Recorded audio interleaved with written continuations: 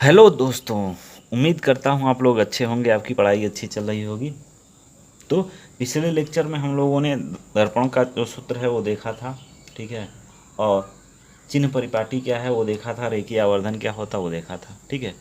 अब हम इस लेक्चर में देखेंगे संयुग्मी फोकस क्या होता है और इस पे दर्पण पे आधारित न्यूमेरिकल सॉल्व करेंगे। संयुग्मी फोकस या फिर संयुग्मी बिंदु क्या है? तो उन दो बिंदुओं को संयुग्मी फोकस कहते हैं जिनमें से एक बिंदु पर रखी वस्तु का प्रतिबिंब दूसरे पर बनता है, ठीक है। और अगर स्थितियां बदल दी जाएं, जैसे कहने का मतलब एक बिंदु पे क्या है, वस्तु रखा हुआ है और दूसरे बिंदु पे उसका क्या हो रहा है, प्रतिबिंब बन रहा है। अब क्या किया जाए, कंडीशन उलट दिया जाए। जहाँ पे प्रतिबिंब बन रहा है वहाँ पे वस्तु को रख दिया जाए, तो जहाँ पहले वस्तु थी वहाँ पे क्या होगा, उसका प्रतिबिंब बनेगा। तो यही कंडीशन क्या कहलाता है, संयुग्मी फोकस या फिर संयुग्मी बिंदु कहलाता है। और ये देखिए केवल किस में होता है, अवतल दर्पण में ही होता है। क्यों? क्योंकि देखिए अवतल दर्पण में जिधर वस्तु रहती है प्रतिबिंब उधर को ही बनता है, एक कंडीशन को छोड़ करके, है ना। तो यहाँ पे मान लीजिए एफ है, यहाँ पे सी है, यहाँ पे वस्तु रखी हुई है, ठीक है। तो इस कंडीशन में वस्तु का प्रतिबिंब यहाँ कहीं ऐसे बनता है, ठीक है, यहाँ बनता है। तो यहाँ पे वस्तु रखी है तो इसका प्रतिबिंब यहाँ बन रहा है, ठीक है। जब वस्तु यहाँ रखी गई होगी तो इसका प्रतिबिंब कहाँ बनेगा, यहाँ बनेगा। तो ए बिंदु और ए बिंदु क्या है, संयुग्मी फोकस या फिर संयुग्मी बिंदु है। और ये केवल अवतल दर्पण में होगा, उत्तल दर्पण में नहीं हो सकता। क्यों? क्योंकि देखिए उत्तल दर्पण में इधर की ओर वस्तु रखेंगे, ठीक है, इसका प्रतिबिंब इधर की ओर बनेगा, आभासी इधर की ओर बनेगा, ठीक है। अब हम उलटना चाहें कंडीशन को, यहाँ प्रतिबिंब बना है वस्तु का, तो यहाँ क्या करते हैं, वस्तु को रखते हैं। तो यहाँ से वस्तु को रखेंगे तो क्या कोई किरण परावर्तित होगी, क्योंकि परावर्तक सतह तो इधर है और इधर पालिश की हुआ सतह है, तो इधर से वस्तु से चलने वाली किरणें परावर्तित नहीं होंगी, तो उसका क्या होगा, प्रतिबिंब नहीं बनेगा।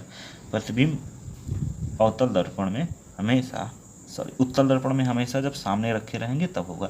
इधर से कोई परावर्तन ही नहीं होगा, तो इससे इधर से उत्तल दर्पण से प्रतिबिंब ही नहीं बनेगा।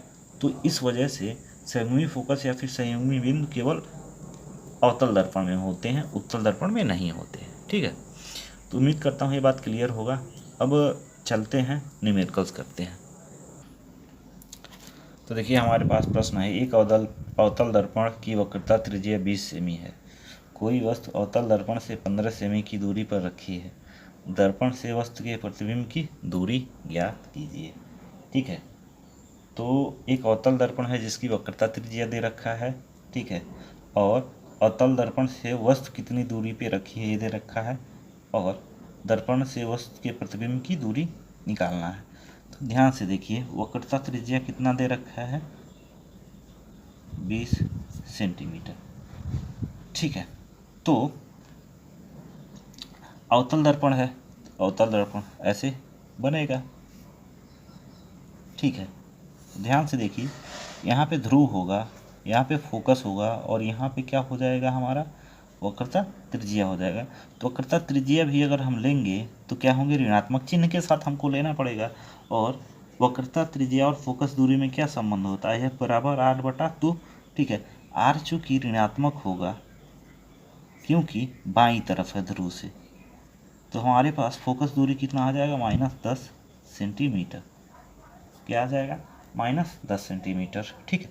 और ये दूरी, अब एक चीज़ आप दिमाग मत लगाने मत लगिए, क्योंकि हमेशा ये बोला जाता है कि दूरी क्या होता है, दूरी हमेशा धनात्मक होता है, ऋणात्मक नहीं होता। लेकिन यहाँ दरअसल हम दूरी नहीं लिखते हैं, ये क्या लिखते हैं, ये मूल बिंदु या फिर ध्रुव से हम वक्रता त्रिज्या या जब फोकस बिंदु लेते हैं तो उसका निर्देशांक लिखते हैं, और निर्देशांक धनात्मक और ऋणात्मक हो सकते हैं, ठीक है।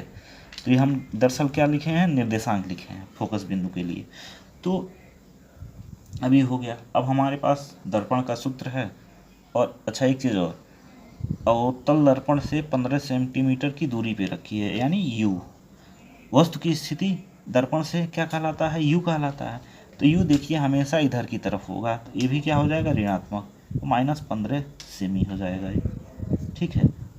और दर्पण के सूत्र से। दर्पण का सूत्र क्या कहता है, 1/u प्लस 1/v बराबर क्या होता है, 1/s।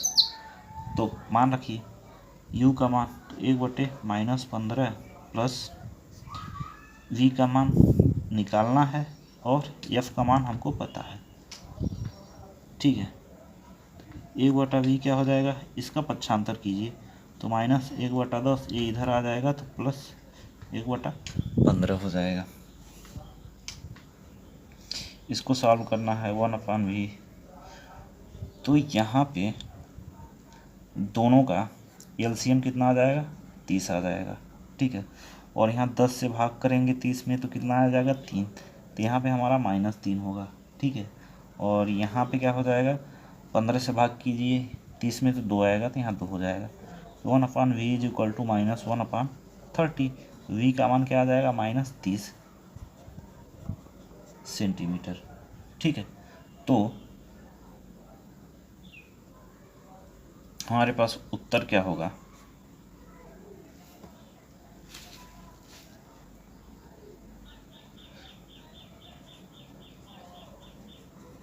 प्रतिबिंब दर्पण के सामने 30 सेमी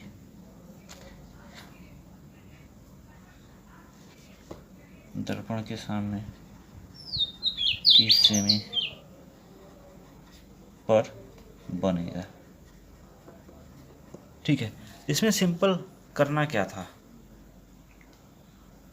हमको वक्रता त्रिज्या देख रखा था, वक्रता त्रिज्या से हम लोग फोकस दूरी निकाल लेंगे, क्योंकि फोकस दूरी वक्रता त्रिज्या की क्या होती है, आधी होती है। u दे रखा था, तो अब u पता है, f पता है, तो हम v का मान आराम से कैलकुलेट कर लेते हैं, क्योंकि दर्पण के सूत्र में 3 चीज़ें हैं, 3 पैरामीटर हैं, u, v और f। 2 पैरामीटर पता हैं तो तीसरा पैरामीटर हम आराम से पता कर सकते हैं, ठीक है। एक उत्तल दर्पण की फोकस दूरी 15 सेंटीमीटर है। एक वस्तु इसके मुख्य अक्ष पर ध्रुव से 30 सेंटीमीटर दूरी पर रखी है। वस्तु की प्रतिबिंब की स्थिति ज्ञात कीजिए तथा इसका किरण आरेख बनाइए, ठीक है। तो चलिए सॉल्व करते हैं इसको। तो हमारे पास उत्तल दर्पण है, तो उत्तल दर्पण की फोकस दूरी दे रखा है। उत्तल दर्पण की फोकस दूरी किधर होती है, ध्रुव से दाहिनी तरफ। ध्रुव से दाहिनी तरफ है तो कैसा होगा, धनात्मक होगा। तो एफ हमारा क्या हो गया, 15 सेंटीमीटर। एक वस्तु इसके मुख्य अक्ष पर ध्रुव से 23 सेंटीमीटर की दूरी पर रखी है, यानी यू की बात कर रहा है। तो हमेशा किरणें बाईं तरफ से डाली जाती हैं, इसका मतलब वस्तु किधर होगा, बाईं तरफ स्थित होगा। और ध्रुव से बाईं तरफ की दूरियाँ क्या होती हैं, ऋणात्मक। तो -30 सेमी हो गया, ठीक है। तो प्रतिबिंब की स्थिति ज्ञात करना है, तो दर्पण के सूत्र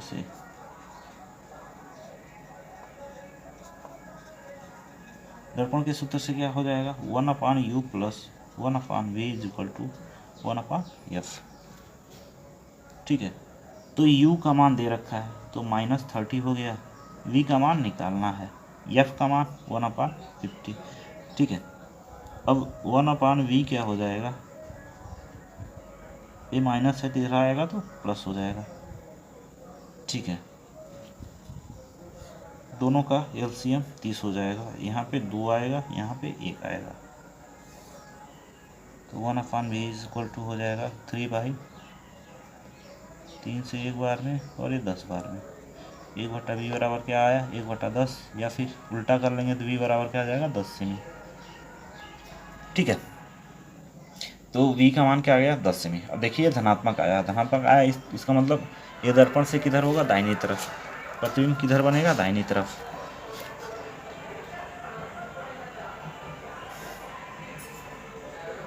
तो किरण आरेख अगर बनाना है, या मुख्य अक्ष ले लिए और यहाँ से वस्तु और यहाँ से एक समांतर किरण जाएगी जिसका परावर्तन होगा, ठीक है। और ये ऐसे होके निकल जाएगी और कहाँ से आती हुई प्रतीत होगी, फोकस से। और एक किरण ऐसे जाएगी किधर, वक्रता केंद्र की तरफ,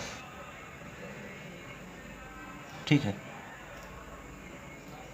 ये हमारा F होगा, ये हमारा C, और यहाँ पे हमारा प्रतिबिंब बनेगा, कहाँ पे, यहाँ पे, ठीक है। तो ये हमारा वस्तु A है, B है, तो यहाँ A डैश और B डैश बनेगा। प्रतिबिंब होगा कैसा, वस्तु से छोटा होगा, ठीक है, दर्पण के दूसरी तरफ होगा, ठीक है। कैसा होगा, आभासी होगा, क्योंकि यहाँ पे किरणें मिलती हुई प्रतीत हो रही हैं, ठीक है। तो ये दो न्यूमेरिकल्स हो गए। तो अब देखिए, दो न्यूमेरिकल्स हो गए, बाकी मैं और भी न्यूमेरिकल्स कराऊंगा, लेकिन अब आगे हम देखेंगे अवतल दर्पण और उत्तल दर्पण के उपयोग क्या हैं, ठीक है। उसके बाद दर्पण का टॉपिक क्या हो जाएगा, ख़त्म हो जाएगा, तो फिर हम अपवर्तन पढ़ना शुरू करेंगे, ठीक है। और बाकी जब पूरी टॉपिक पढ़ लेंगे हम लोग, तो प्रकाश का चैप्टर, लेंस से जो प्रतिबिंब बनते हैं वो सब कंडीशन पढ़ लेंगे हम लोग, तो परावर्तन, दर्पण, अपवर्तन और लेंस का कुल मिला जुला करके 4-5 लेक्चर में हम केवल न्यूमेरिकल सॉल्व करेंगे, ठीक है। अभी बीच में मैंने क्या बताया, दर्पण का सूत्र बताया है, चिन्ह परिपाटी बताया है, तो इसलिए मैंने सोचा कि आपको 1-2 न्यूमेरिकल्स बता दूं मैं, ताकि क्या हो, आसानी हो आपको समझने में, न्यूमेरिकल्स कैसे होंगे, कैसे किए जाएंगे। तो एक बार आप ट्राई कर सकते हैं कैसे लगाना है न्यूमेरिकल्स को, ठीक है। तो वीडियो को लाइक करें, अपने दोस्तों में शेयर करें, जो डाउट हो उसको आप कमेंट सेक्शन में बिल्कुल पूछ सकते हैं, ठीक है। तो उम्मीद करता हूँ जो भी पढ़ाया हूँ आज मैंने समझ में आया होगा, ठीक है। Happy learning.